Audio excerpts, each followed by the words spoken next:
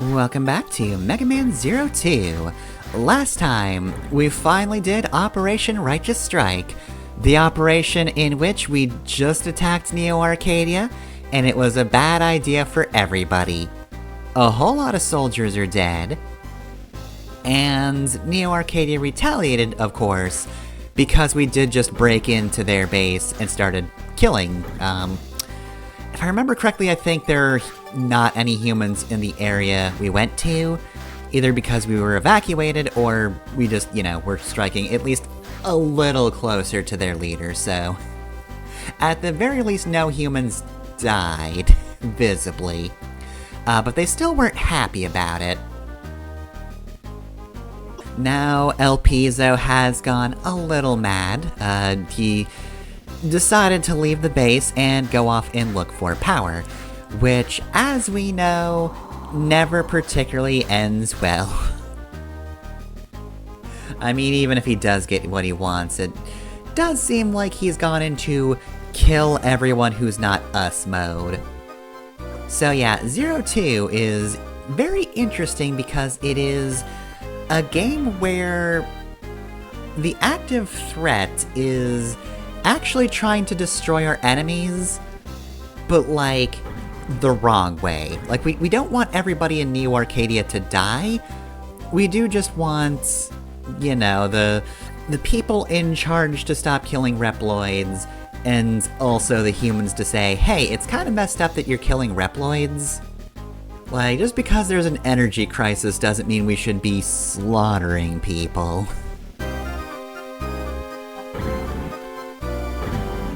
I feel like overall 02 might be a game people would be tempted to say is like a filler game if they have no sense or taste, but I definitely feel like 02 is very important for kind of turning the whole thing on its head. Like, the Resistance is now past the point where they're defending themselves, but they decided to attack others instead, and that hasn't been great, actually. So anyway, these should be familiar faces, and also a frog. So, we're going to start with a frog, not because I want him out of the way so we can get to the Guardians, but because, well, you'll see in a sec, I feel like there's a particular order these missions should be done in, based on kind of the beginning or endings, I guess. Also, this lets us get one of the worst stages in the game out of the way.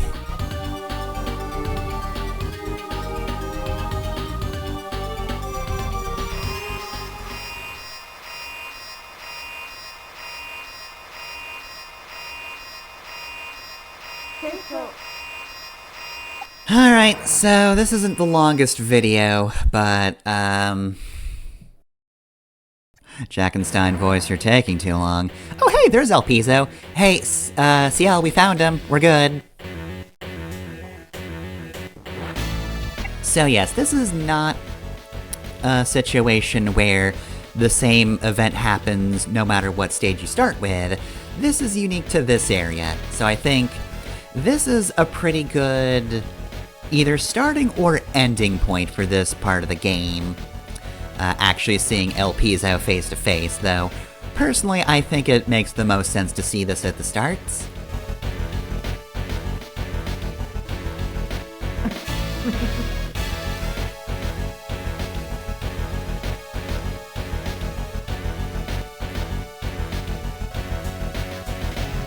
Yes, El Pizzo, there is a Dark Elf.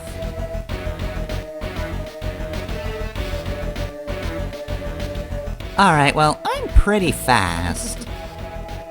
Oh, he's also got a dash. Oof, alright. Well, this is gonna be tricky then. Especially since we have a conversation. And then we need to burn another forest down. Because that's just how we roll. So, this being another forest, it works pretty much the same as the first one. Just, with new level design overall, and unfortunately, an increased dependency on the grappling hook. I'm gonna warn you ahead of time, you might want to wait to get the Cyber Elves in this one. I didn't because I usually prefer to get everything on my first run if I can. And frankly, I don't want to step foot in this stage ever again after I'm done here. I hate this one. There's not that much more grapple platforming in this one, but like, there's enough that the fact that I just don't enjoy this as a mechanic really kind of catches up to the whole thing. I'll say I'd be careful of these guys, they'll respawn quickly. So yeah, we want to get a good head start here, running start rather. And yeah, now we actually have to chain these together, which is not exactly easy, though. The real difficult thing is actually platforming on top of these. Yeah, so the actual jump to get here is, bad. You also can't wall jump off the sides of these platforms either. So, it is pretty much you just have to make good jumps and then manage to hit that. I think theoretically you're supposed to be able to grapple to it. I couldn't. I just could not do that whole thing. Like, that just wasn't at all possible for me. So, instead I basically had to accidentally manage to hit the thing instead. Like, I wasn't aiming for it, I was trying to, like, grapple up to that point and then, like, raise myself up and then slash the container. That's what I was prepping for, but yeah, I just accidentally hit it, which I'm not gonna argue with that. Okay, so we are at this point pretty much done with the chain rod platforming for the most part, which is good, because I hate it. Genuinely, I would like the chain rod in an entirely different game. Like, if there was a... I don't really have a better frame of reference, even though they're not great as a company anymore. If there was a Platinum Games Zero game, the chain rod would be amazing. Like, it'd just be used for scripted parts, probably. What did Astral Chain do again? I'm pretty sure the platforming could work like that. So yeah, there was that, and... you know, just as a quick shield removal thing, I think you could just integrate it into a really cool moveset. In, yeah, just a good character action game. I feel like that would definitely be a genre Zero could work in, but those are, notoriously kinda hard to do correctly.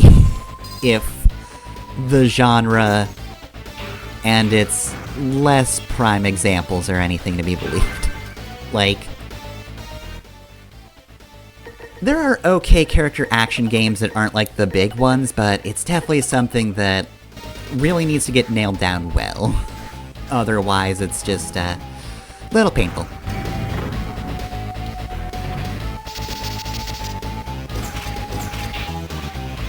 So while we're here, El Piso.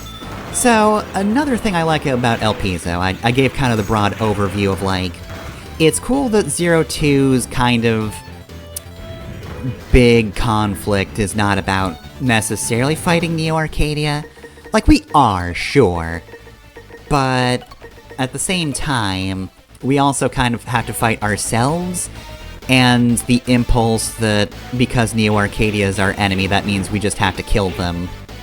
We just have to destroy them, don't have any mercy. That's our second sub-tank. That is the last one we can get without Cyber Elves, but that's still better than 0-1 that had no non-Cyber Elf sub-tanks. But yeah, it's cool that that's the conflict and all. I also like El Piso as an antagonist, because I feel like he is definitely an antagonist for the entire game. I would not necessarily call him the villain until this point, though. Because while this is definitely a result of El Piso's flaws, this whole thing, like his bad idea and his failure have led into him being a villain, he did genuinely want to help early on, though, and like, it's true we do need to fight Neo Arcadia, it's just, his viewpoint is too extreme, and just, he wants to fight them indiscriminately, whereas CL wants to attempt to make peace with them by solving the problem that is the root cause of what's going on. Which, one could argue that maybe it is a little naive. El Piso did mention that, but really the big problem is he's not trying that at all. Like, he's not even giving that an attempt. Which, yeah, that's, definitely a big issue. If you like CL so much, you should probably listen to her, El Pizzo. That might be a good idea. Anyway, we don't have to rescue anybody in this mission, which is kinda nice, but yeah, the platforming just annoys me to no end, so overall, I like the stage less. Alright, so here's the boss. So we get in, and oh, there's El Pizzo, we caught up.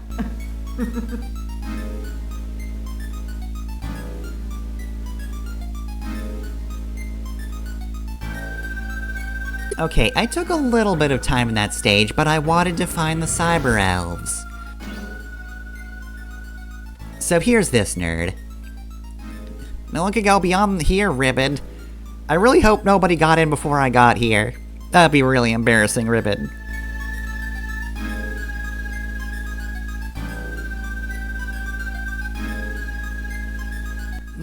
There's probably nobody there. I mostly just want to fight you, and hopefully that other problem goes away. So anyway, here's Burble Hekeless. Personally, I think he should heckle less, but I actually have something I want to mention. This is an annoying boss, by the way. Don't burn his cover, because then it makes it harder to find the caterpillars when they drop. His EX attack is that he tries to lick you, and that drains your health, and also makes him grow big. He also grows big if he eats the caterpillars. There's too much going on in this fight, and yeah, I don't like it. It divides my attention up too much. Anyway, so, Ippo Yamada, for track 13, Strong Will. The quote is, I readied a new boss battle track as part of the battles against the new Neo-Arcadian thugs. Which, you know, okay. And then he goes into, despite his looks and atmosphere, Burble Hekeless amongst the new bosses was said to be a new 4 Heavenly Kings candidate due to his strength. So first off, yes, they are called the Heavenly Kings in the Japanese version, which I kinda like the Guardians for being snappy, but like, the 4 Heavenly Kings is like an actual mythology reference that's a Buddhist concept, so it's actually more fitting as a name. So, yeah, as I might be used to Guardians, but 4 Heavenly Kings is better. But anyway, yeah, this guy was the next in line to replace Phantom. Which, he's not elemental like Phantom is, so I guess he'd kinda fit? But yeah, oh god, 6 points, yeah. Like I said, you don't want to go after the Cyber Elves. Thankfully, the total you see here is actually an average for all of your totals, and not the total for the stage. Otherwise, I would have had to redo this, otherwise I wouldn't have gotten an EX skill in the next level. Which, by the way, yeah, that is an important distinction. If you lose your A rank, as long as you had it coming into the stage, you fight the boss with the A rank, so you do still get the EX skill. Anyway though, yeah, back to Burble Hekeless. I know El Pizzo is here having his babies harass X, but I find it so funny that, like, the reason the setup is like this in this part of the game isn't because they just only had 3 Guardians in a rando. Apparently it was the case that, like, he was, if not the new Phantom, then the nominee for replacements. Like, god, can you imagine the water cooler talk with the other 3 Guardians? When Burble comes in, just like, oh yeah, you know, today's been great, I loved murdering all those people, it was not quite as fun as fighting Zero, but you know, it was good enough, and then Burble just comes in like, hey guys, I ate some caterpillars! And they're just like, okay Burble, that's great. This was really the best guy we had? What about the snake guy? I kinda liked him. He was non-elemental. Was he already part of Phantom's group? We could have promoted him. What about that squid guy? No, nobody's seen him in the last year. He's just gone now.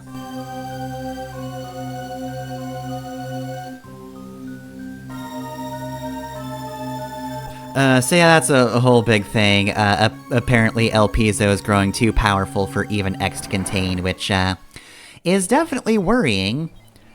We're going to pretend we don't quite know what he's going for, because, to be fair, He is first gathering the key to finding the Dark Elf, which involves harassing X. But now he's got 3 other stages to do things in. And we'll have to see if we can catch up to him next time. For the time being, though, yeah, we got through the stage, that's all the Cyber Elves. That stage really tanked my rank for the rest of the game. It's not gonna be good for a while. But at least we're done with the forest stages.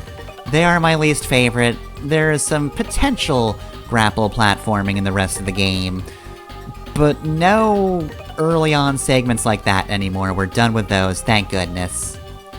Seriously though, Old Platinum, if you could make a Mega Man Zero game, that'd be great. I'd love that.